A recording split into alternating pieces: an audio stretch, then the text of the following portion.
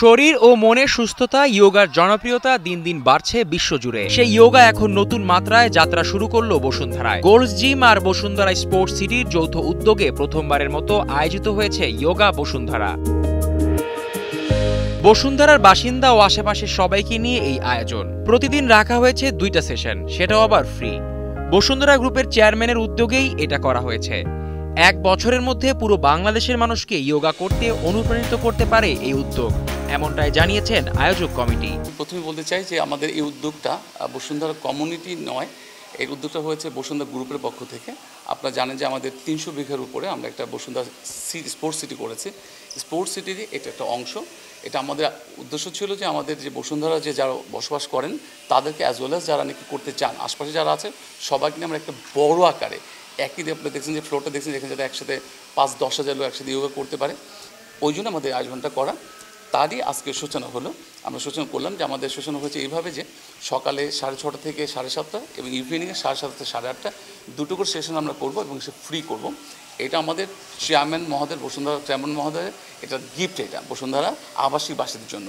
আর আপনারা জানেন যে এখন তো আমাদের যে শারীরিক এবং মানসিক স্বাস্থ্য দুটোই আমাদের খুব দরকার আমাদের অস্থির সময়ে। সো ওটাকে আমরা অ্যাড্রেস করেছি যাতে মানুষ তাদের শারীরিক স্বাস্থ্যের সাথে মানসিক স্বাস্থ্যের সাথে উন্নতি করতে পারে এবং ব্যাপক লোক একই ছাদের নিচে বসে করতে পারে। এবং এত বড় জায়গা তো আর কোথাও পাবেন না, একমাত্র বসুন্ধরা প্রজেক্টের মধ্যে এই জায়গাটা আছে।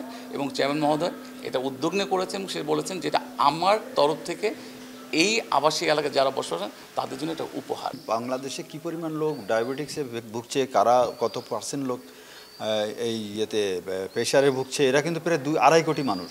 তা যোগ এমন একটা জিনিস, এটা হাজার হাজার বছর পুরনো একটা মানুষকে সুস্থ থাকার একটা জিনিস, যেটা আমাদের যে প্রাণপুরুষ আমাদের মাননীয় চেয়ারম্যান মহোদয়, উনি যেটা স্বপ্নদ্রষ্টা যে এখানে এই জিনিসটা চালু করার মাধ্যমে আমরা তো লাইভে আসবো, লাইভে কিন্তু সকাল এবং সন্ধ্যাটা দেখা যাবে, এটা ঘরে ঘরে কিন্তু যোগ ছড়িয়ে যাবে। এবং আপনি দেখেন, if we can continue for another 1 year you'll see whole কান্ট্রির মানুষের সুস্থতার লেভেলটা কোথায় চলে যায়। এটা আন্দোলন।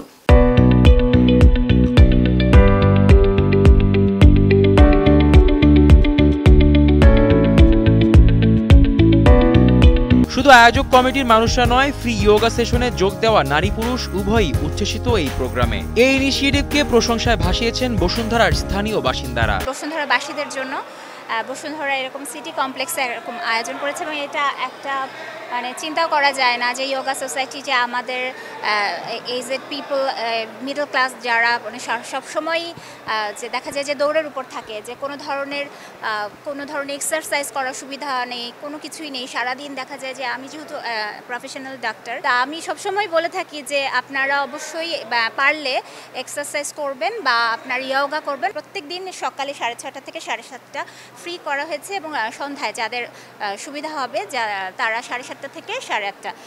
এটার জন্য আমি খুবই কৃতজ্ঞতা বোধ করছি বসুন্ধরা ইয়োগা সোসাইটি। আমি ইঞ্জিনিয়ার মোর্শেদ, বসুন্ধরার একজন বাসিন্দা। সকালটাতে যে ইয়োগাতে জয়েন করছি, যে পুরো এনভায়রনমেন্টটা ছিল সেটাই ছিল একটা মানে অন্যরকম ডিফারেন্ট কাইন্ড অফ ফিলিংস, এবং পুরো জিনিসটাই আলটিমেটলি আসলে খুবই অ্যাট্রাকটিভ টু দ্য পিপলস।